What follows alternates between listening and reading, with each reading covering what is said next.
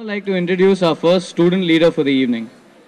Sairam Kumar is studying in the 12th grade in the computer science stream. He spent his earlier years in Washington, D.C. and joined Sri Sankara in the 8th grade. His interests include movies, sports and music, and he plays drums and basketballs in his pastime. Imagine the instant when we first land on Mars. Imagine the moment when we first discover aliens. Imagine the day when we first travel through time. Good evening, ladies and gentlemen. I am Sairam, and I will be speaking to you about the power of imagination. Now, what do you mean by imagination? There are various types of imagination.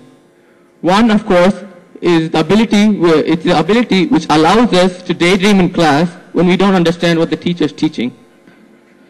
Of course, it also gives us the capability to think of different ways of copying in exams and not get caught and get good marks in class tests without even studying properly. So, as you can see, the power to imagine is very important.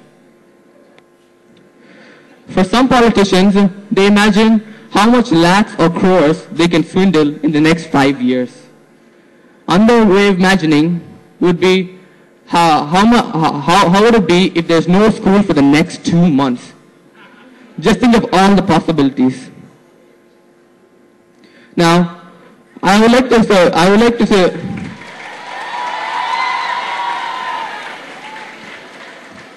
what I will be talking about today is the power of imagination and how it has helped in the growth of many fields.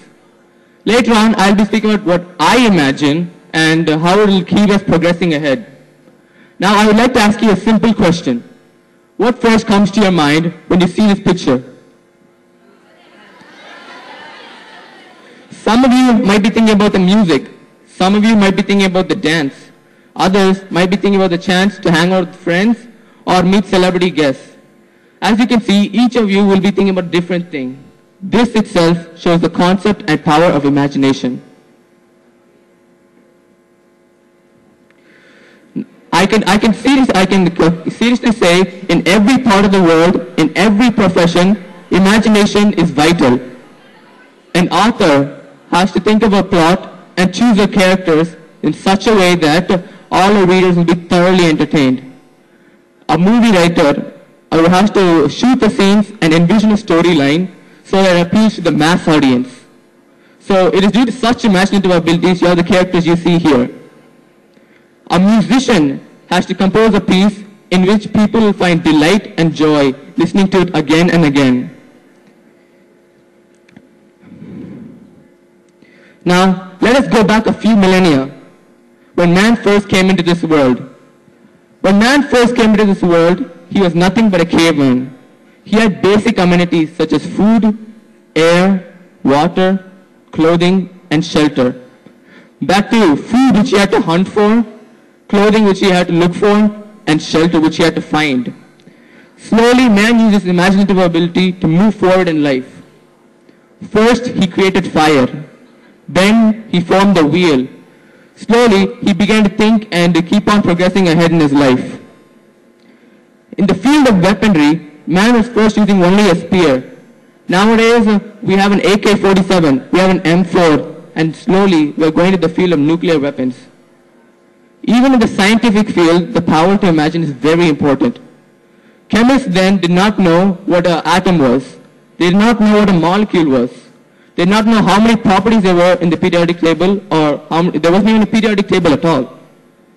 Physicists had to find out what happens when this truck collides with this car at this acceleration. And it's due to such imaginative ability and experimental studies, we have the answers to questions that arose then. In today's technological advancement of consumer electronics, there's one simple word for the imagination: Steve Jobs. Around 25 years ago, he visualized a product in which people can play audio, video, and store photos, and people can use it whenever they want, wherever they want. And it's due to such imaginative abilities, we have the products such as the iPad, iPhone, iPod, etc. Moreover, during the 1970s, he was the first one to introduce the first personal computers. He later on went on to find the use of mouse in computer applications. Now, I would like to speak about what I imagine. I imagine a world in which there's 100% literacy and education. I want every single person in India to be able to speak at least one language fluently. I imagine a world in which students can easily understand all the subjects that are being taught at school, and people judge you by how much you've understood and not the mark you get. I would like an India in which there's accountability for each person's actions and there's transparency in all areas, especially among the people who influence the society.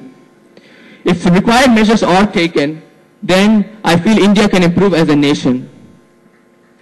Now, moreover, I would also like a world in which there's less pollution and it's greener and healthier to live in. What is pollution? Pollution is caused by many such things. Factories release effluents and wastage into the atmosphere and water, and making it hard for the people in neighboring areas to breathe and for the fish in the surrounding waters to survive. But what can we do to stop this? Industries must reduce the amount of wastage they release into the atmosphere. But what can we as a people do? We can do small things to help our country improve. For example, we finish drinking a Coke bottle in our car and then we just throw it outside the car window. Instead, we can easily it will take us around 30 extra seconds to walk over and put in the nearby trash. This would easily stop all the littering in the world. Moreover, we should make sure our cars and bikes are given for checks once in a while, so we don't give more fumes than necessary into the atmosphere. Now, I would like to talk about how I envision life in the future. When I wake up, I would like to see different types of fish swimming outside my bedroom window. I would like to go to school in the world's first aqua space mobile, which of course are yet to be invented. The school itself, I imagine it to be as big as a university, with services and amenities far beyond our time to help us learn. I would also imagine the companies using more robots which work alongside humans that will help efficiency and effectiveness. In the future, I also imagine us going to space for vacations. It would be really fun to fly and zoom around in jets and cars, going to hotels and theme parks in space. Maybe in the middle, we could also meet an alien or two and ask them to join our social networking sites. Like me, there are many other people imagining constantly. Scientists today are thinking of creating a first robot in our world in which can understand natural language input and is capable of self-organization and learning.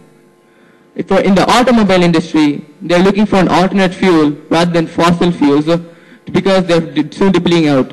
That is why they're looking at wind energy, solar energy, etc. Finally, I would like to conclude by saying that it is the implementation of such imaginations that keep us progressing ahead in life. It is the ability to imagine that is keeping us forward in life. The ability of the human mind to imagine has been, is, and will be the most important characteristic of the human mind. Thank you, and keep imagining.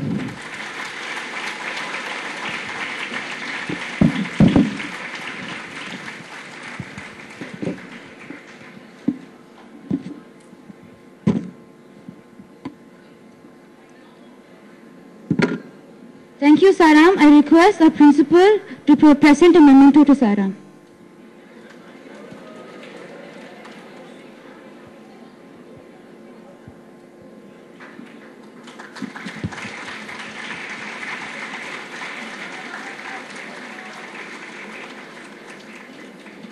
We will have more inspiring talks from our inspiring leaders this evening, like Katari Ramurthy, Sandhya Shekhar from IIT, Aditya Maheshwaran from Cognizant, and another student leader, Suraj. But before that, we will have a small interval and break for tea. And all of you, please positively report by 4:40.